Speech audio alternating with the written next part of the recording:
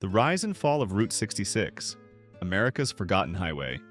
It was once the heartbeat of America, stretching from Chicago to the Pacific, lined with diners, motels, and dreams. But what really happened to Route 66? Why did it fade from glory? And why do people still chase its legacy today? Buckle up. We're taking a journey through time to uncover the true story behind the Mother Road. The birth of Route 66, how a dirt path became America's Main Street. Long before Route 66 became a symbol of freedom and the open road, America was already on the move, restless, ambitious, and eager to grow. In the early 1800s, people were pushing westward, chasing dreams of fertile land, new opportunities, and a better life. This was the age of the pioneer, and their journeys were nothing short of heroic. With little more than covered wagons, grit, and hope, these settlers braved rough terrain, harsh weather, and endless uncertainty. They traveled slowly, mile by mile, often through unmapped lands, but in doing so they carved out the earliest transportation paths across the country. Those dusty wagon trails would eventually form the skeleton of something far bigger. Then came the railroads. By the late 19th century, the iron horse had taken over. Massive railroad lines stretched across the continent, running alongside the old trails. These tracks stitched the nation together like never before, bringing people, goods, and ideas to faraway places.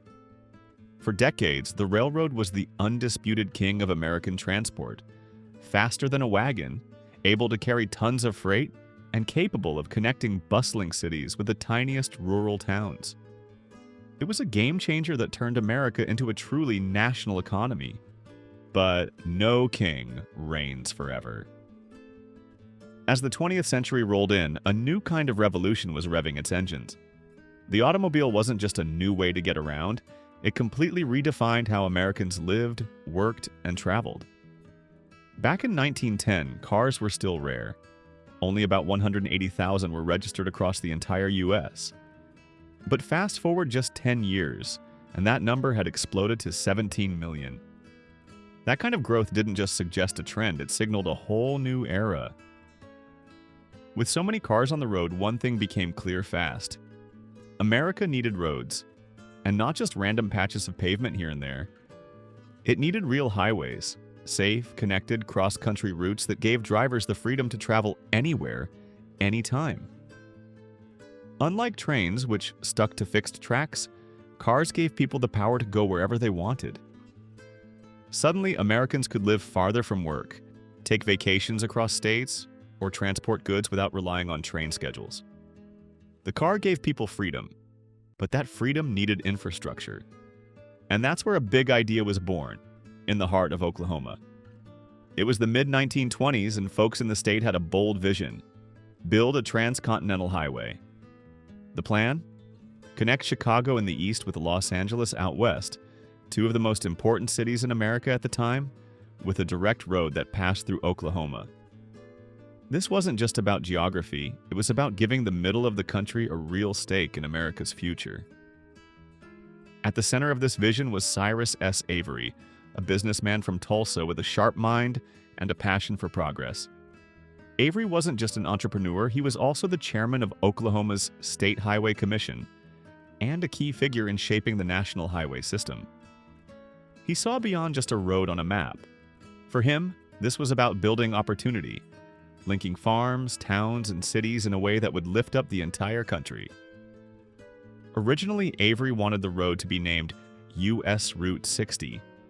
It sounded sleek, efficient, perfect. But that name was already claimed by another route. So, after some back and forth, a new name was chosen: Route 66. It was short, catchy, and it stuck. On November 11, 1926, the name became official, and just like that, an icon was born. But Avery wasn't done yet. He wanted Route 66 to thrive, not just exist. So he founded the US 66 Highway Association to champion the road and make sure people used it. It was Avery who gave the road its famous nickname, the Main Street of America. And honestly, it was perfect. Route 66 didn't just connect cities, it ran through the heart of countless small towns and communities. It brought business, tourists, and growth to places that had once felt forgotten. Under Avery's leadership, Route 66 didn't stay a rough trail for long. By the end of the 1930s, the entire road had been paved, an enormous achievement for the time.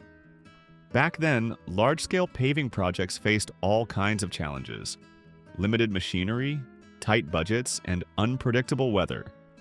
Yet, somehow, they got it done. And the result was amazing. A highway that cut more than 200 miles off the trip between Chicago and LA, saving travelers both time and money. But what really set Route 66 apart wasn't just the pavement, it was the people and places it touched.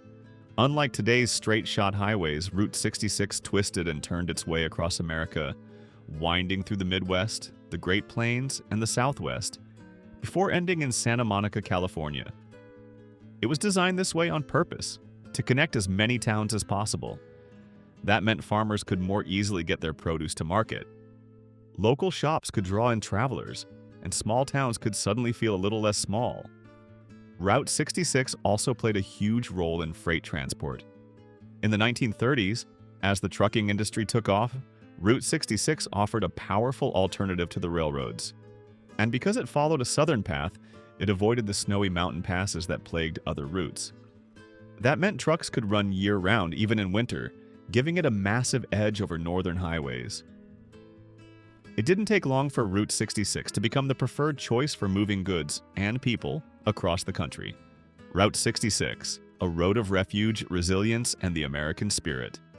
Route 66 wasn't just a stretch of pavement, it was a lifeline, a beacon of hope during one of the darkest and most desperate times in American history.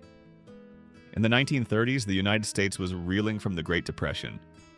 Banks were failing, jobs were disappearing, and families across the nation were struggling to survive. But for the people in the heart of the country, places like Oklahoma, Kansas, and Texas, the situation was even worse. These states were hit hard by a disaster known as the Dust Bowl. This wasn't just some dry spell, it was a brutal, years-long storm of wind and dust that turned once fertile farmland into barren wastelands. The problem wasn't only drought. Years of poor farming practices like deep plowing with no regard for soil conservation had stripped the land bare. When the winds came, they carried the topsoil away in huge, choking clouds. Some of these dust storms were so massive they blocked out the sun and raged for days. Crops died, livestock perished, and the land, quite literally, blew away. Families who had farmed their land for generations were suddenly homeless, penniless, and hopeless. Faced with no other option, they packed up what little they had, piled their children into old, beat-up cars or trucks, and headed west in search of a better life. California held the promise of jobs, fresh starts, and fertile ground. And the road that would take them there? Route 66. More than 200,000 people from the Dust Bowl region made this journey, clinging to the dream of something better. Their trip wasn't easy. Many of the vehicles were barely running. Families camped by the roadside, battled illness, endured hunger, and were sometimes met with suspicion, or outright hostility, from towns they passed through. But still, they pressed on. For these families, every mile of Route 66 was soaked in hope. It was more than just a road, it was a chance to start over. This mass migration was captured forever in John Steinbeck's powerful novel, The Grapes of Wrath, published in 1939. In it, he told the story of the Joad family, forced off their land in Oklahoma and driven westward in search of survival. The book painted a raw, heartbreaking picture of life during this era. And in it, Steinbeck gave Route 66 a name that would stick forever: the Mother Road. The story didn't just capture the struggles of one family, it gave voice to an entire generation of Americans who had suffered, endured, and kept moving forward.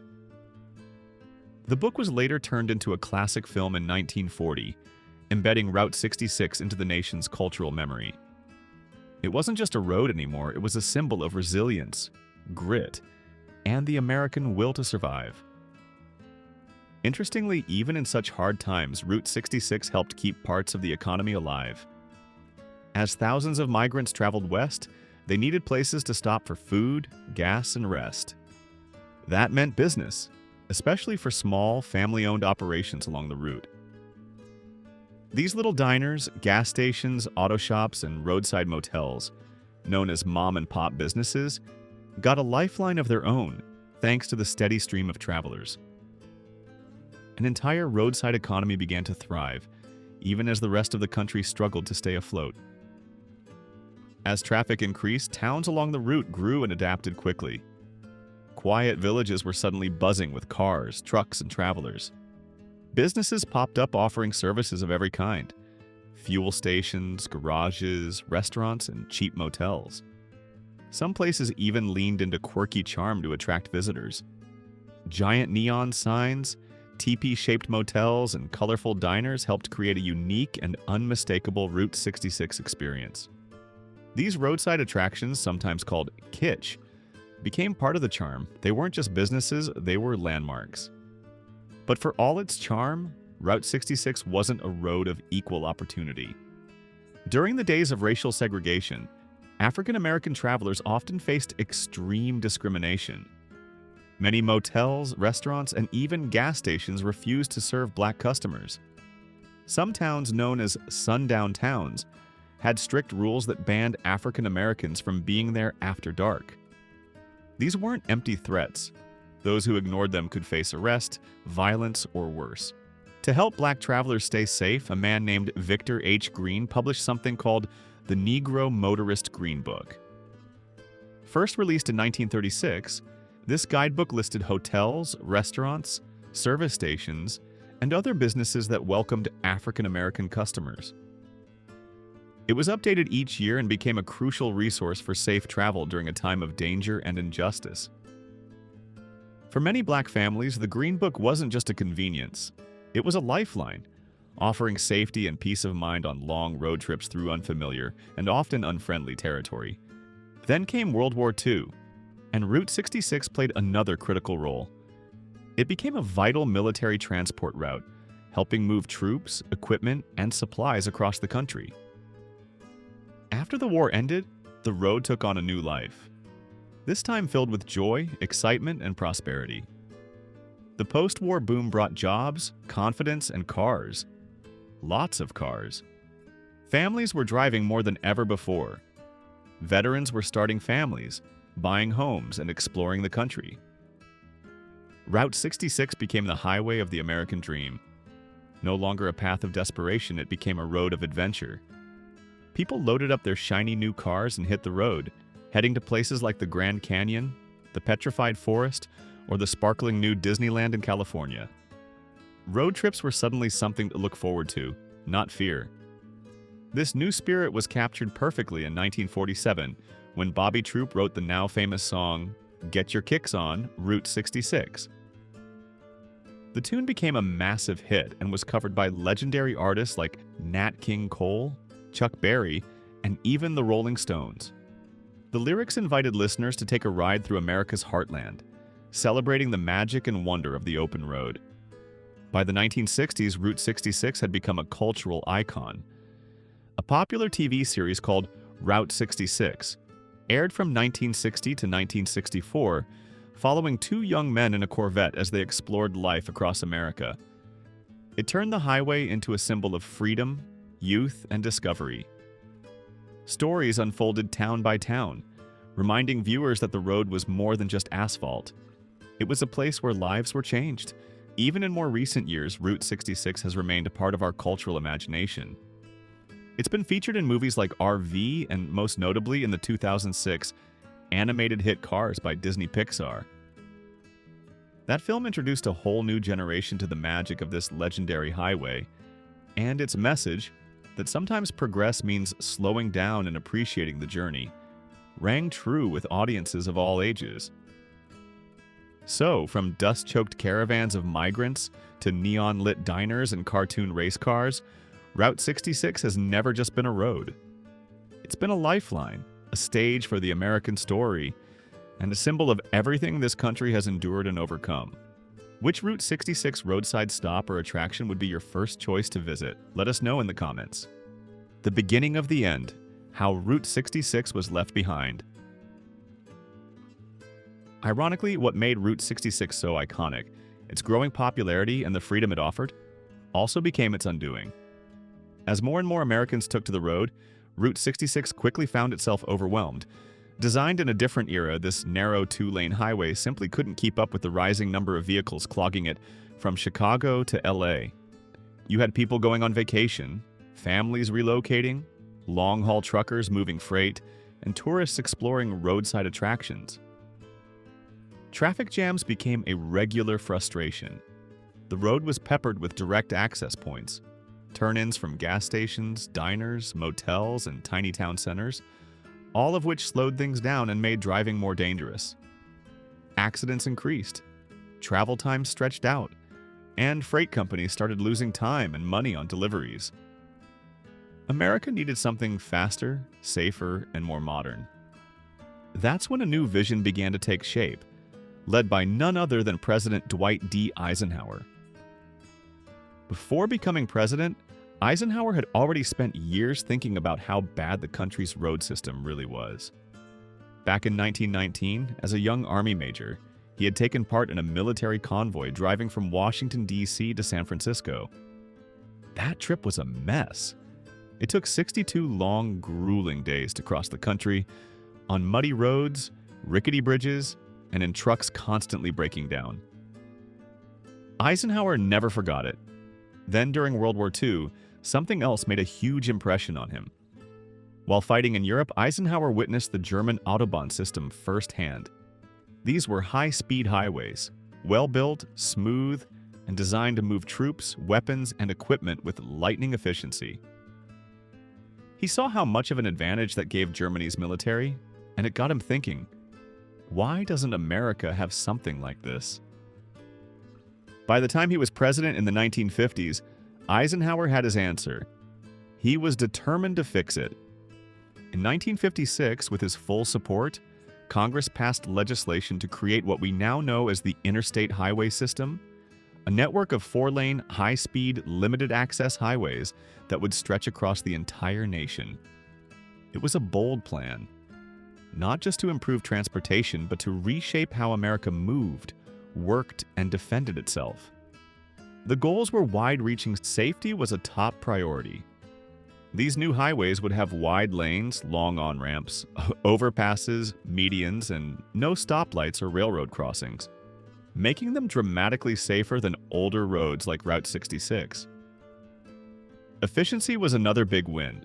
Without red lights or small-town traffic, cars and trucks could move faster and more smoothly. That meant better fuel economy, shorter travel times, and lower costs for long-distance shipping. Trucking companies especially embraced the change. National security also played a major role. In the shadow of the Cold War, there were real fears about nuclear threats. These interstates were designed not only to move military troops quickly in an emergency, but also to allow civilian evacuations from cities if needed. Some long, straight stretches were even built with the idea that they could double as landing strips for military aircraft in a pinch. And finally, the system was a powerful symbol of American strength, a way to showcase the country's economic and technological might to the world. It was infrastructure on a superpower scale. But as this shiny new highway system took shape, it began to eclipse older roads, especially Route 66. Over the next 30 years, 5 major interstates slowly chipped away at the mother road: I-55, I-44, I-40, I-15, and I-10. These new roads followed a similar path but didn't stop in the same places. They bypassed the small towns that Route 66 had once kept alive. Motels and diners that had thrived for decades suddenly found themselves without customers. Some closed down overnight. By the early 1970s, most of Route 66 had been replaced by the interstate system. Only scattered fragments remained in full use, mostly as local roads. The heartbeat of the road, the steady stream of travelers, had moved elsewhere. Route 66 was no longer the nation's highway. It was slowly becoming a ghost road. Then came the final blow. In 1984, the last remaining segment of Route 66 in Arizona was officially replaced by Interstate 40.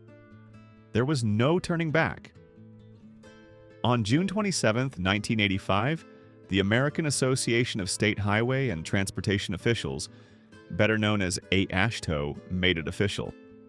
They decommissioned Route 66, removing it from the national highway system. The road signs came down. The name was erased from federal maps. After 59 years, the mother road had reached the end of the line. On paper, the decision made sense. America had grown, technology had changed, and safety and efficiency had to come first. But for many people, especially those who'd grown up along the road or driven it in its heyday, the news hit hard. Route 66 wasn't just asphalt, it was memory. It was history. It was the soul of a journey that had carried Americans through the Dust Bowl, past neon diners, and toward the promise of the West. Its removal marked not just the end of a road, but the close of a chapter in American life. A chapter filled with adventure, struggle, reinvention, and dreams.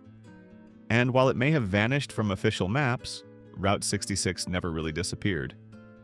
Not from people's hearts, not from pop culture, and not from the legends of the American highway.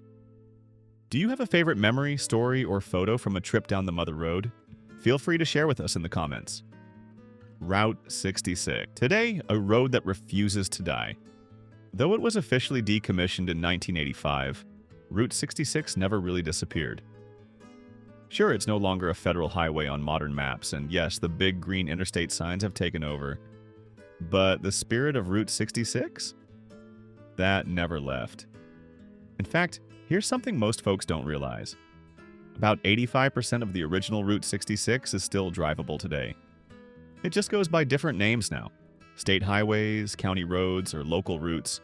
But the road itself is still very much alive, and it's become something entirely new.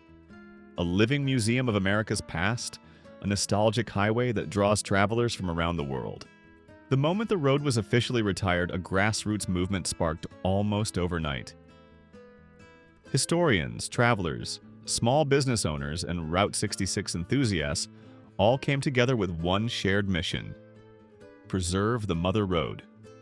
And they got to work fast. They restored old signs, refurbished vintage gas stations, and fought to keep crumbling stretches of road from disappearing forever. Nonprofits were formed. State Route 66 associations popped up, and their dedication paid off.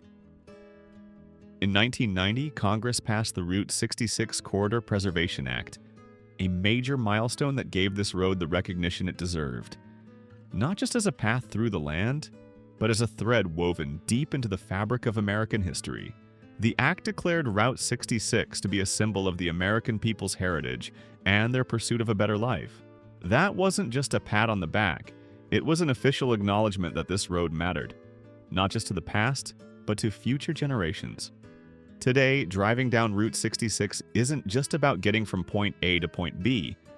It's a full-blown time machine, a journey into the golden age of road travel. And what makes it so special isn't just the scenery, it's the quirky, offbeat, one-of-a-kind roadside attractions you'll find along the way. These places aren't polished tourist traps. They're strange, charming, and full of character, each one with a story to tell. Let's start in Atlanta, Illinois, with the towering Muffler Man. These fiberglass giants once dotted the country as creative advertisements for auto repair shops. Standing over 20 feet tall, they were built to catch your eye and make you smile. Today, the Atlanta Muffler Man has become a selfie hotspot and a symbol of the fun, kitschy Americana Route 66 is known for. He's more than just a statue. He's a piece of mid-century folk art that takes us back to a time when bigger really was better. Further west in Fanning, Missouri, you'll come across the world's second largest rocking chair. This colossal rocker stands at a whopping 42 feet tall with 2,000-pound legs. It's a wild photo op and a perfect example of how Route 66 embraces the weird and wonderful. Built to make travelers stop, smile, and snap a picture, it's roadside absurdity in the best possible way. Then there's Cadillac Ranch in Amarillo, Texas, one of Route 66's most famous stops. Created in 1974 by an art collective called Ant Farm, it features 10 classic Cadillacs buried nose first into the ground, their tail fins reaching skyward. What makes this attraction unique is that visitors are encouraged to spray paint the cars with graffiti. No two visits are ever the same. Every coat of paint adds a layer to its legacy, turning these once luxury cars into an evolving canvas of public expression. Over in Catoosa, Oklahoma, don't miss the Whale of Catoosa. This bright blue smiling whale was built in the 1970s by Hugh Davis as a surprise for his wife who loved whales. It quickly became a popular swimming hole and family picnic spot. Over the years it fell into disrepair, but thanks to local volunteers, including Davis's own son-in-law, it was lovingly restored. Today, it stands not only as a photo-worthy oddity, but also as a heartwarming symbol of community pride and perseverance. Keep your eyes peeled in Arizona too, especially if you're rolling through Oatman. There, you just might meet some wild burros roaming through the streets. These donkeys are the descendants of pack animals used by miners during the gold rush era. They're friendly, used to tourists, and love a treat. But visitors are reminded to only feed them approved food and respect their space. These burros are more than animals. They're a link to the Old West and a reminder of Route 66's deep roots in frontier history. And if you're looking for a place to rest your head, skip the chain hotels and check into the Wigwam Motel in Holbrook, Arizona. With its teepee-shaped rooms, neon lights, and classic cars parked out front, it's a full-on retro experience. Staying there feels like you've stepped into a 1950s postcard. These places aren't just accommodations, they're time capsules that make the past feel personal. Of course, no road trip down Route 66 would be complete without sampling some classic American eats. Pop into a vintage diner with its red leather booths, chrome bar stools, and jukeboxes spinning Elvis or Chuck Berry. Order a thick milkshake, a grilled cheeseburger, or maybe a slice of homemade apple pie. Or, if you're further southwest, savor some authentic Texas-style barbecue. Slow-smoked brisket, ribs, or pulled pork, cooked to perfection and served with that unmistakable smoky flavor. These meals aren't just about food, they're about storytelling. They carry the flavors of history, tradition, and a time when the journey itself was the destination. Would you paint your name on a Cadillac in Amarillo? Feed a burro in Oatman? Or just pull over for a milkshake and a slice of Americana at a roadside diner? Let us know in the comments below. We'd love to hear your dream stop. In the end, Route 66 is more than just pavement and painted lines. It's a living memory, a piece of American soul that refuses to fade. It's been a highway of hardship, of hope, of freedom, and of fun. From Depression-era dust to neon-lit nostalgia, it's seen this country through it all. And while the interstates may have replaced it on paper, they'll never replace it in our hearts. Before electricity, how people lived in a truly dark world. Imagine a time when nightfall meant true darkness, when fire was your only light and shadows ruled the streets. Before electricity, every flicker of light was earned. Curious how people lived, worked, and even survived in that world? Let's step back in time and uncover the hidden struggles and surprising beauty of life before the world lit up. Oil lamps, before electricity, light, power, and ancient prestige. Long before the flip of a light switch brought instant brightness, oil lamps were the unsung heroes of the night. These flickering flames weren't just about seeing in the dark, they were about survival. Back then, once the sun dipped below the horizon, the world became a place of uncertainty and danger. That little flame in a clay bowl? It could be the difference between feeling safe or being completely vulnerable. Oil lamps gave more than just light. They gave a sense of control. In an age when nighttime thefts, wild animals, and mysterious shadows posed real threats, even the faintest glow could say, "Someone's here. Someone's watching." That subtle presence deterred intruders and helped people sleep a little easier. In ancient Rome, oil lamps weren't just practical. They were a status symbol. Lighting the exterior of your home with precious vegetable oil wasn't something every household could afford. If your home glowed through the night, it told the neighborhood you had wealth and power. But it wasn't just about having the oil or the lamp, it was about keeping them going. Wealthy Roman families had dedicated slaves called laternari, whose only job was to manage the lamps. Their work was constant, trimming wicks, refilling oil, and ensuring the flame never died. In a world without electricity, maintaining light was a full-time responsibility. And this wasn't some small cottage industry either.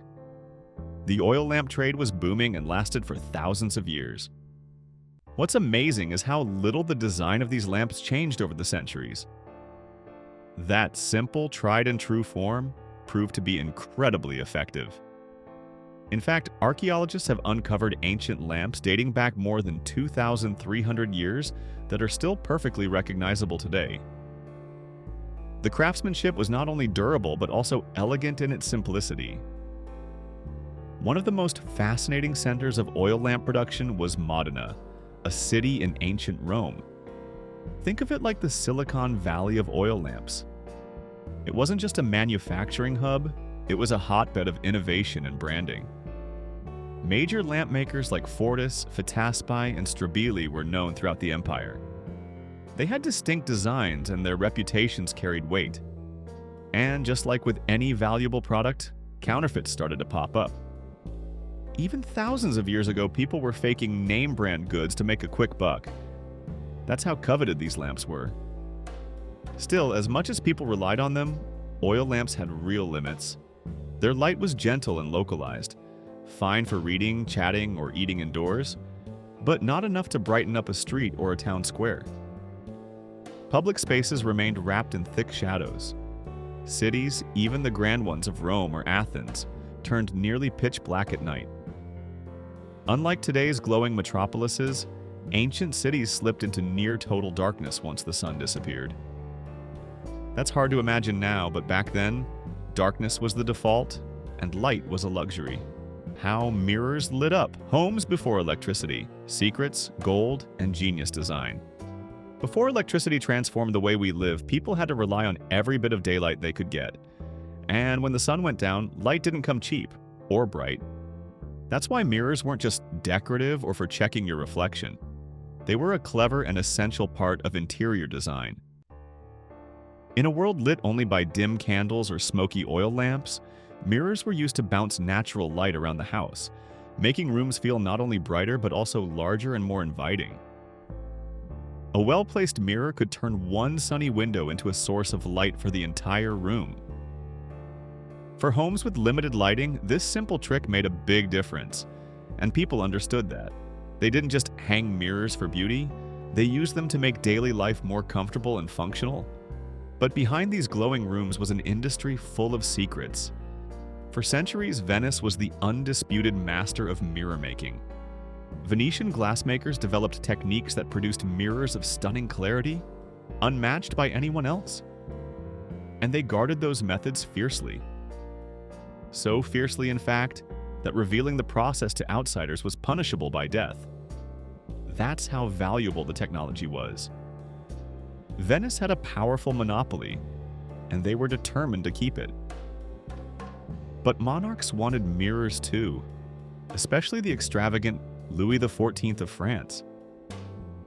Known for his grand tastes and the glittering Palace of Versailles, he was determined to bring that mirror magic to his court.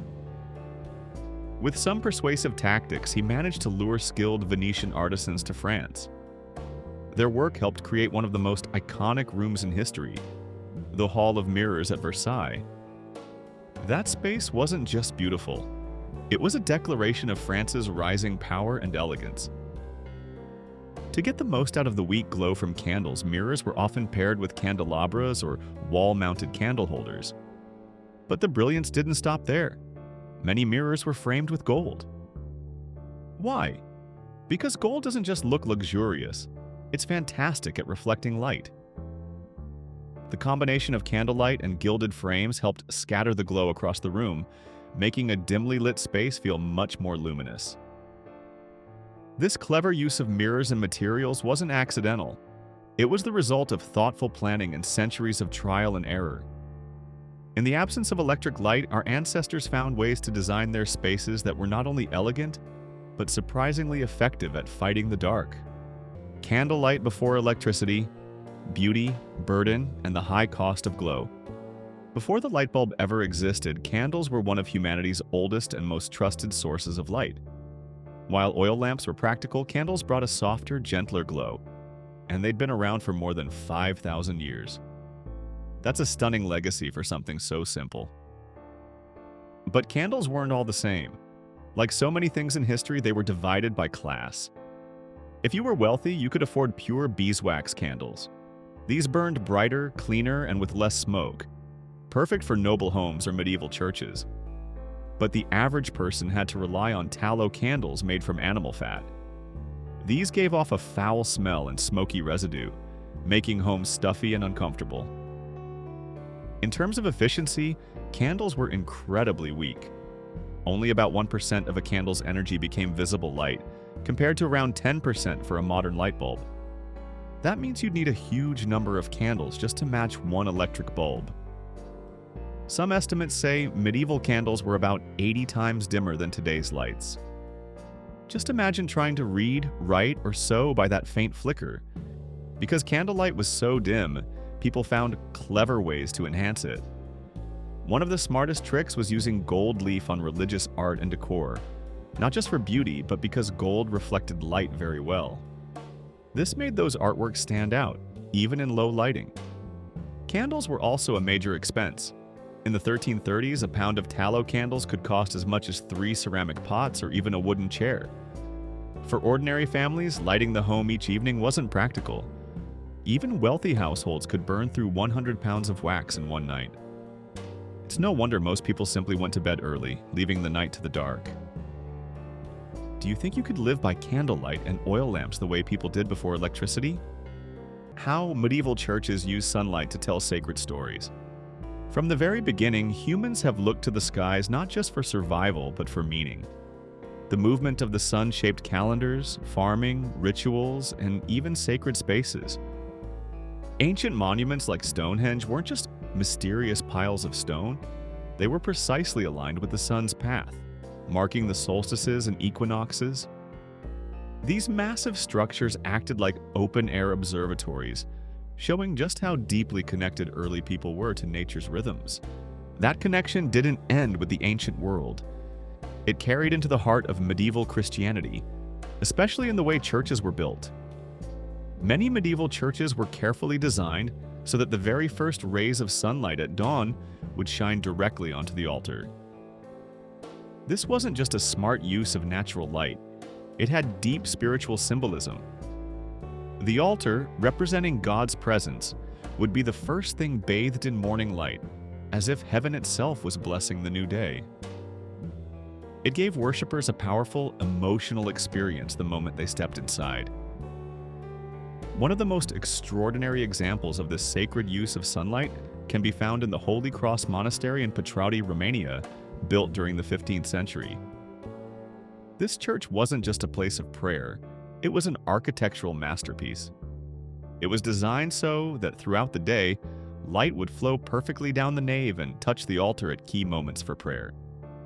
That wasn't by accident, it was by design, perfectly aligning with the daily rhythm of worship. But it goes even further. The windows of the monastery were placed with such precision that beams of light would shine on specific frescoes of saints, only on their individual feast days. Imagine walking into the church and seeing the saint of the day lit up by a single beam of sunlight. It turned stone and paint into a living, breathing story of faith. Even more incredible? The monastery's fresco of St. John the Baptist was designed to tell a story entirely through sunlight. Over a 30-day period, different parts of the painting were lit in sequence. Each day, a new part of his life would be revealed by a shifting ray of light, guiding viewers step by step through his journey. This wasn't just art, it was advanced knowledge of astronomy, architecture, and devotion, all working together. These church builders weren't just craftsmen. They were engineers of light, weaving the cosmos into stone and glass to inspire awe, wonder, and deep spiritual connection. Have you ever experienced total darkness? No streetlights, no screens, no electricity? What was it like? How candlelight controlled the stage. Theater's hidden challenge. In 17th century Europe, theaters and opera houses dazzled audiences with music and spectacle. But lighting those performances was a real challenge. Without electricity, the stage was illuminated by hundreds, sometimes even thousands, of candles mounted in massive chandeliers above both performers and audience members. Their soft, flickering glow created a magical atmosphere, but they also came with some serious problems. One of the biggest was heat. All those burning candles could make a theater feel like an oven, leaving actors sweltering under their costumes and audiences shifting uncomfortably in their seats. But even worse, candles didn't last long. They burned for about an hour, which meant they had to be replaced mid-performance. This created a unique problem for writers and composers. Each act had to be timed around the life of the candles. Main acts were kept to about 33 to 39 minutes, while shorter filler acts ran closer to 25 minutes. These shorter interludes gave stagehands just enough time to replace the burned-out candles before the next big scene. In the end, candlelight didn't just set the mood, it dictated the very rhythm of the show. Every pause, every act break, was part of a carefully planned choreography of fire and performance.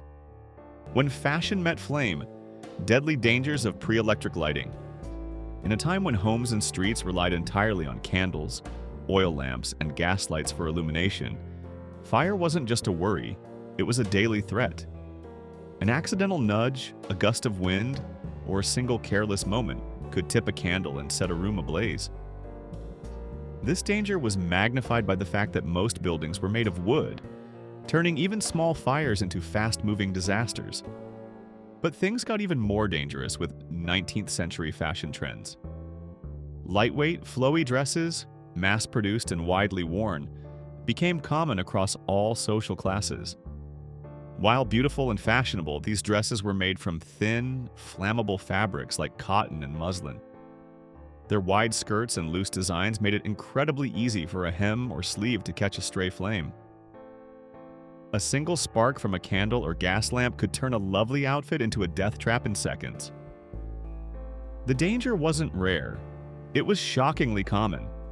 In fact, by one estimate, the number of women who died in dress fires in 1860 was roughly equal to the number of women murdered in the US in 2014. That comparison puts the threat into terrifying perspective. Before electricity, beauty came with risk, and for many women, that risk was fatal. Link boys and night watchmen, light bearers or lurking danger? Before electricity lit up city streets, stepping outside after dark meant stepping into uncertainty. Alleys were unlit, shadows stretched for blocks, and crime thrived where the eye couldn't see. In response, entire professions emerged to help people navigate and survive the nighttime, though not all of them had noble intentions. From the Middle Ages through the Victorian era, one such figure was the link boy. These were young torchbearers, often stationed outside taverns, theaters, or inns. For a small fee, they would guide pedestrians home, using a burning torch to cut through the darkness. Their service was especially helpful for the drunk, the elderly, or travelers unfamiliar with the winding, unmarked streets. Their flames offered more than light. They offered a sense of comfort. But trust in a link boy could be dangerous. While many were honest, others took advantage of their clients. Some would deliberately lead intoxicated patrons into isolated alleys to rob them. It was a risky trade for both the guide and the guided. Yet during thick New York fogs, even during the day, link boys were still in demand. When visibility dropped to near zero, they served as vital escorts through the haze. Alongside link boys were the more official night watch patrols, city-appointed guards who roamed the streets at night. Their job was to deter intruders, raise alarms during fires, and keep peace while most citizens slept. In the dead of night, the sound of a watchman's staff tapping the cobblestones or his call echoing through the streets brought a rare feeling of security. This tradition lasted far longer than many realize. In fact, as recently as 2020, a man named Renato Hausler still served as a night watchman in Lausanne, Switzerland. From the top of the cathedral, he carried on a 600-year-old tradition, reminding us how deep the need for nighttime guardians runs, even in the modern age of glowing cities. Thank you for watching. To continue with more content, comment yes to let us know you're still following. Miles of Light, the lamplighters who walked cities into the night. Long before motion sensors and electric switches, there was the lamplighter, a quiet but vital figure who made sure the city didn't go dark. These unsung heroes were responsible for lighting every single gas lamp each evening and extinguishing them at dawn. Their routine was simple in theory, but in practice it was a test of strength, memory, and relentless dedication. Each evening, as the sun dipped below the horizon, lamplighters would begin their rounds. Armed with a long pole or ladder, they moved from lamp to lamp, often walking miles through rain, snow, or fog. The job required a deep familiarity with the city's layout. They had to know every street corner and remember exactly where each lamp was located. Once morning arrived, they would retrace their steps to snuff out the flames, only to do it all again the next night. It wasn't just a job, it was a commitment to the community. One astonishing example comes from a 1939 article featuring John Maher, a career lamplighter. Over the course of 43 years, Maher was estimated to have walked an incredible 150,000 miles. That's about 241,400 kilometers. To put that in perspective, it's nearly 6 full laps around the Earth's equator, and every step was taken in the name of light. Gaslight revolution, how cities lit up, and the hidden dangers. By the late 1700s, the world began inching closer to a true lighting revolution. It started with a breakthrough in using coal gas for illumination, an idea that at first sounded like science fiction, but Scottish engineer William Murdoch changed that. In 1792, he successfully lit his own home with coal gas. By 1798, he had extended that same technology to his factory. These early experiments proved one thing: gas wasn't just possible, it was powerful. Still, the real transformation came in 1807, when Frederick Albert Windsor demonstrated public gas lighting on Pall Mall in London. For everyday citizens, it was like witnessing magic. Streets once swallowed by darkness were suddenly glowing with bright, steady light. Unlike flickering candles or weak oil lamps, gas offered strength and reliability, and people noticed. Just 16 years later, by 1823, over 345 kilometers of London streets were illuminated by roughly 40,000 gas lamps. London quickly became a global pioneer in urban lighting, setting the stage for other major cities to follow. And follow they did. In 1816, Baltimore became the first American city to install gas streetlights. Paris wasn't far behind. Starting in 1820, the French capital began lighting its streets with gas, and by 1857, the entire stretch of its grand boulevards sparkled with thousands of gas lamps. That brilliant glow earned Paris its enduring title, the City of Lights. Gas lighting didn't just change how cities looked, it reshaped how they functioned. With streets illuminated, people felt safer venturing out at night. Shops stayed open later, factories kept working, and nightlife flourished. Cafes, theaters, and public events could thrive in the glow, sparking a boom in evening culture. But gaslighting wasn't all shine and glory. It brought serious drawbacks. Gas leaks posed constant risks, sometimes causing deadly explosions.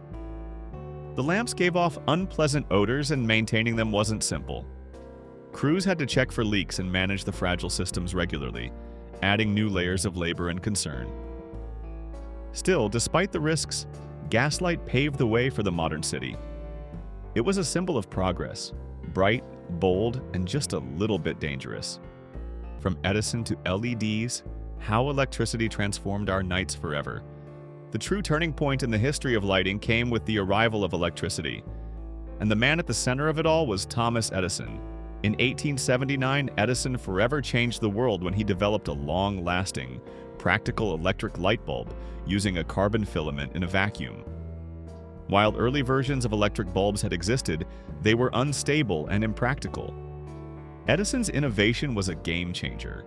His incandescent bulbs were not only brighter and cheaper than arc lamps, they were also far more reliable and safe, making them ideal for everyday use. Even before Edison's bulb, Paris had already earned its nickname, the City of Lights. In 1878, it became the first city in the world to light its streets with electricity using arc lamps. These lamps emitted a powerful, intense light, strong enough to flood public squares and boulevards with brightness. By 1881, Paris had installed around 4,000 of them. In the US, arc lighting also spread quickly. By 1890, more than 130,000 arc lamps had been installed across the country. Many were mounted on towering structures known as moonlight towers, designed to shine light from high above, mimicking the soft glow of a full moon over entire neighborhoods. Still, it was Edison's incandescent bulb that signaled the future. The very first street lit by these new bulbs was Mosley Street in Newcastle, England, in 1879, the same year Edison's invention debuted. That rapid adoption speaks volumes about the promise and appeal of electric lighting. Elsewhere, cities wasted no time embracing this innovation. Timișoara in modern-day Romania became the first city in the Austro-Hungarian monarchy to install public electric lighting in 1884. The world had seen the light, and there was no turning back. The lighting revolution didn't stop there. In 1962, another major leap came when Nick Holonyak invented the first visible spectrum LED light. Today's LED lights use 75% less energy and last up to 25 times longer than traditional incandescent bulbs. Milan, Italy, was among the first major cities to fully switch to LED for its public lighting, leading the way into a more sustainable, efficient future. From gas to Edison, and now to LEDs, our nights have never been brighter or smarter. Living in the dark, old fears, new norms, and city sounds. In the cities of the past, darkness wasn't always treated as a monster to fear. For many, it was simply a part of life. Challenging, yes, but not terrifying. People gradually adapted to living in low light, adjusting their habits accordingly. Tasks that required careful precision, like trimming fingernails or cutting hair, were typically avoided after sunset. Without reliable lighting, such activities could easily lead to painful mistakes or even infection. Still, the people of that time weren't as scared of the dark as we might assume. For those who grew up with little to no artificial lighting, darkness became familiar. It was part of their daily rhythm. Some researchers even suggest that people from those eras may have developed sharper night vision than we have today, simply because their eyes were used to navigating shadowy streets and unlit rooms. But darkness did bring real risks. The biggest threats weren't imagined monsters, they were very real ones. Snakes, rats, and other dangerous animals often lurked in dark corners or alleyways, especially in warmer climates. People knew to tread carefully and stay alert. Alongside dim lighting, ancient cities had to deal with another issue: noise. Even as far back as Roman times, records mention the loud rumble of carts, workshops, and the daily chaos of crowded life. Poor city planning meant sounds echoed and carried through the night, interrupting sleep. So while modern cities glow with electric light, ancient ones buzzed with a different kind of energy, one shaped by silence, sound, and the shadows. How life worked before electricity? Sleep, sunlight, and social bonds. Before the arrival of electricity, people lived closely in tune with the natural rhythms of day and night. Without artificial light to extend the day, most folks simply aligned their lives with the sun. They rose early, often around 5 a.m., and finished dinner as daylight faded. Bedtime usually came by 8:30 p.m., not out of habit but necessity. This natural schedule created a daily rhythm very different from our modern 24/7 world. Interestingly, historians and researchers believe that many people in pre-industrial times didn't sleep in one long stretch like we do today. Instead, they followed something called segmented sleep. People would go to bed for a few hours, called their first sleep, then wake in the middle of the night for 1 to 2 hours. During this quiet, dark period, they might chat, reflect, take care of personal tasks, or even sneak off for secret meetings. Afterward, they returned to bed for their second sleep, which lasted until dawn. This pattern wasn't unusual. It was a natural adaptation to a world without steady artificial light. It also shows just how flexible human routines were when shaped by nature. While oil lamps and candles offered limited nighttime lighting, they weren't great for reading or detailed work. Still, the lack of electricity encouraged something we often miss today: deeper social connection. With no TV, internet, or bright indoor lighting to keep everyone isolated, people often gathered in the evenings. Whether during a power outage or simply as part of daily life, neighbors would step outside, visit one another, share stories, play cards or board games, and talk late into the evening. In a way, darkness brought people together. The absence of light created space for connection, a kind of closeness we don't often experience in today's screen-lit world. The vanishing stars. How electric light stole the night sky. One of the most overlooked losses of the modern age is the night sky itself. Before electricity bathed our cities in artificial glow, the heavens were a breathtaking sight. In those days, the Milky Way was so vivid that it could actually cast shadows on the ground. Just picture that. A sky so full of starlight, it illuminated the earth with its soft, silvery glow. Back then, people could see comets streaking across the sky, watch meteors flash in the dark, and even spot the Andromeda Galaxy, over 2 million light-years away, with the naked eye. These weren't rare events, they were a part of everyday life. The night sky wasn't just beautiful, it was deeply meaningful. It inspired countless discoveries, sparked philosophical wonder, and connected us to something far larger than ourselves. Looking up at that star-filled sky was like gazing into eternity. Today, that awe has all but disappeared. In fact, about 99% of people living in Europe and the US now experience some level of light pollution. The electric lights that fill our cities and spill from our homes have created a constant haze in the atmosphere, a glow that drowns out the stars. Many young people today grow up never seeing the Milky Way at all, not once. That's more than just an aesthetic loss. It's a scientific loss, a cultural loss, and perhaps most profoundly a spiritual one. We've gained the convenience of electric light, but at the cost of losing our view into the cosmos. The same sky that guided explorers, poets, and scientists for centuries is now hidden from view. And with it, we lose a little piece of wonder. Let me know in the comments if there's a Route 66 story, stop, or memory we missed. If you enjoyed this trip down America's most iconic road, check out the rest of our nostalgia-packed series. And don't forget to subscribe and share Past Not Past with someone who loves history as much as you do. Thanks for watching.